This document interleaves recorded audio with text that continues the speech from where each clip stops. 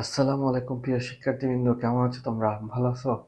আমি আলহামদুলিল্লাহ ভালো আছি। সো তোমাদের জন্য এই যে এক্সারসাইজ 4.1 থেকে 9-10 স্টুডেন্টের জন্য এক্সারসাইজ 4.1 থেকে সাধারণত সৃজনশীল প্রশ্নগুলো কীভাবে সলভ করতে হয় সেটাই আমি নিয়ে আসছি। বৈশাখ 2016 সালের প্রশ্নটা আমরা সলভ করব। দেখো, সাধারণত সৃজনশীল প্রশ্নগুলো হচ্ছে কোথা থেকে আসে? আসমান থেকে পড়ে? না, এগুলো হচ্ছে আসলে তুমি যদি চ্যাপ্টারের ম্যাথগুলো প্রত্যেকটা ভালো মতো পারো, সেই চ্যাপ্টারের ম্যাথকে মডিফাই করে সাধারণত সৃজনশীলগুলো কী করা হয়, দেওয়া হয়।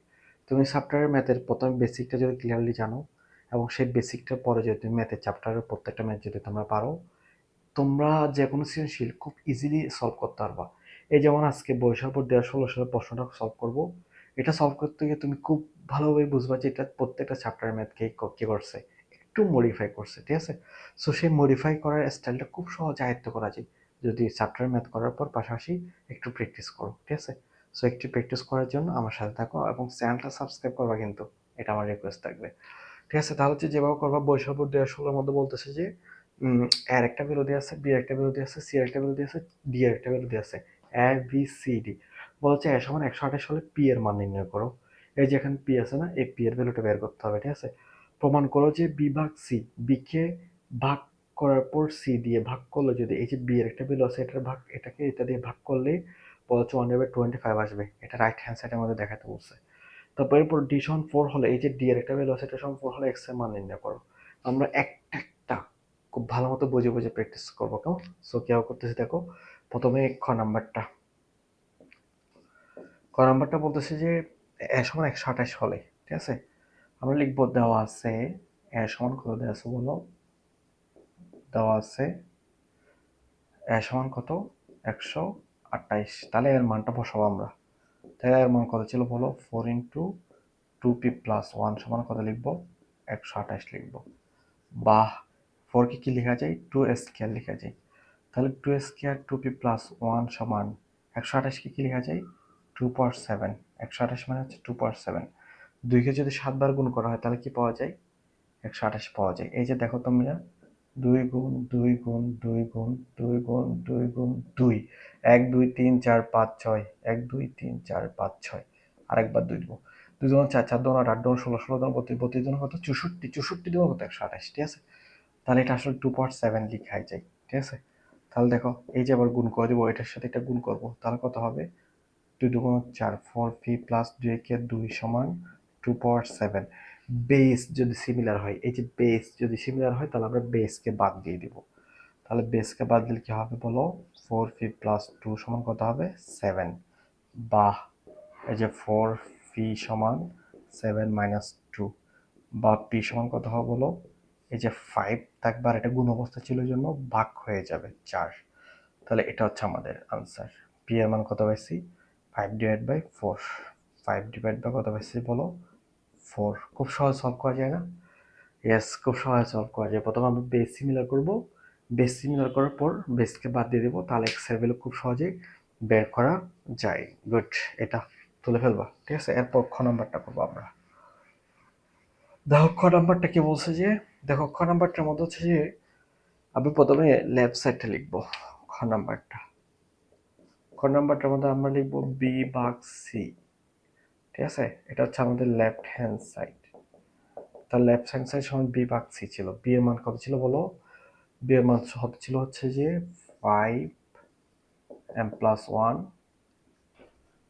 5m মাইনাস 1 ভাগ সি এর মান কত ছিল বলো, সি এর মান কত ছিল, 25 ছিল, m plus 1, 5m minus 1, m plus 1। Good, এটা লেখার পর হয়তো বুঝে যাচ্ছ এটা আমাদের বইয়ের মধ্যে সৃজনশীল একটা করছিলাম।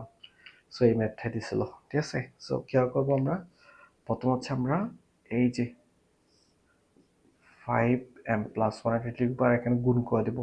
পাওয়ার পর গুণ করলে m স্কয়ার মাইনাস কি হবে, m হবে, ভাগ এই জায়গার মধ্যে হচ্ছে আমরা এটাকে ভাঙবো। 5 কি আকারে 25 কে হচ্ছে 5 স্কয়ার আকারে ভাঙা যায়, তাহলে 5 স্কয়ার m প্লাস 1। আর এটার মধ্যে a প্লাস b নিয়ে মাইনাস b সূত্র করবো, তাহলে কি হবে, a square minus b square means 1 square, ঠিক আছে? বোঝা যায়? গুড, খুব সহজে বোঝা যায়। আবার দেখো এটা এই দুইটার ক্ষেত্রে বেস সিমিলার না, 5 5 বেস সিমিলার হলে আমরা কি বলছিলাম, নিচেটা কি হয়ে আসে, মাইনাস হয়ে আসে, ঠিক আছে? তাহলে হচ্ছে নিচেটা মাইনাস করে নিয়ে আসছি। তারপর হচ্ছে এরপর ভাগ, এই যে এখানের মধ্যে আমরা গুণ করে দেবো 5 টুয়াইস এম প্লাস 2, তা হচ্ছে 5 এম স্কোয়ার, আর 1 ক্যাশ করলে 1 হয়। কেমন বোঝা যায়? গুড, খুব সহজেই বোঝা যায়। তাহলে হচ্ছে দেখো এবার আমরা মাইনাস দ্বারা গুণ করলে কি হবে, 5m plus 1 minus m square plus m, এটা লেখা যায়। তারপর হচ্ছে আমরা এখানের মধ্যে ভাগ, এই যে এখানের মধ্যে 5 বেস সিমিলার হলে কি করা যায়, নিচেরটা মাইনাস করে নিয়ে আসবো, তাহলে মাইনাস এম স্কোয়ার মাইনাস 1, ঠিক আছে? এই কাজটাই করছি। এবার দেখো এই যে 5 যোগ করলে কয় টাইম হয়, 2 টাইম হয়, প্লাস 1 মাইনাস এম স্কোয়ার লিখছি, ভাগ, এই যে এখানের মধ্যে গুণ করে দিলে টুয়াইস এম প্লাস 2, আর এটা মাইনাস দ্বারা গুণ করলে কি হবে, মাইনাস এম স্কোয়ার মাইনাস কি হয়ে যায়, প্লাস 1 হয়। আবার দেখো বেস যদি সিমিলার হয়, এটা এবং এটা বেস সিমিলার, মাঝখানে কি চিহ্ন আছে, ভাগ চিহ্ন আছে। বেস সিমিলার হলে ভাগ চিহ্ন থাকলে কি হয়ে আসবে, কি হয়ে আসবে বলো প্লিজ, মাইনাস হয়ে আসবে। এই যে এখানে সবগুলো মাইনাস করে নিয়ে আসবো, তাহলে minus twice m plus 2 minus m square plus 1, ঠিক আছে? এবার দেখো সুতরাং 5 twice m plus 1 minus m square, এবার মাইনাস দিয়ে করলে সবগুলো চিহ্ন চেঞ্জ হয়ে যায়, তাহলে minus twice m minus 2 minus plus m square minus 1। এবার দেখো minus m square plus m square minus 1 plus 1 minus plus twice m minus twice m কাটা যায়, তখন অনলি কি থাকে, 5 ইনভার্স 2 থাকে। আমরা 5 ইনভার্স 2 মিনস কি জানি, 1/5 স্কোয়ার জানি, 1/5 স্কোয়ার মিনস কি, 5 5 কত, 25, এটা হচ্ছে আমাদের রাইট হ্যান্ড সাইড। সুতরাং বলা যায় এলএইচ এর সমান কি বলবো, আরএইচএস, ঠিক আছে? খুব সহজে করা যায়। প্রথম হচ্ছে বেসগুলো সিমিলার করব, আর হচ্ছে গুণ করব, বেস সিমিলার করে গুণ করে, আর ভাগ অবস্থা থাকলে কি করব, ভাগ অবস্থা থাকলে মাইনাস করে নিয়ে আসবো। এভাবে খুব সহজেই ম্যাথগুলো সলভ করা যায়, তাই না? খুব সহজে ম্যাথগুলো সলভ করা যায়। তাহলে হচ্ছে আমরা এখন লাস্টে ম্যাথটা করবো, ঠিক আছে? দেখো এটা খুব সহজে বুঝছো, তাই না? Very good. এখন হচ্ছে আমরা লাস্টের ম্যাথটা করবো। লাস্টের ম্যাথটা হচ্ছে যে একটু ভালো মতো বোঝার ট্রাই করো। এটার মধ্যে যে ট্রিক্সটা আছে সেটা যদি তোমরা আয়ত্ত করতে পারো তাহলে খুব সহজেই পারবা। তাহলে হচ্ছে আমরা এই যে ডি সমান 4, গ নাম্বারটা দেওয়া আছে, ডি সমান কত দেওয়া আছে বলো, দেওয়া আছে ডি সমান কত দেওয়া আছে 4, ডি এর ভ্যালু কি ছিল, ডি এর ভ্যালু ছিল এই যে এটা কত ছিল বলো, 3x, 3 পাওয়ার x প্লাস 3 1 মাইনাস x সমান কি লিখবো, 4 লিখবো।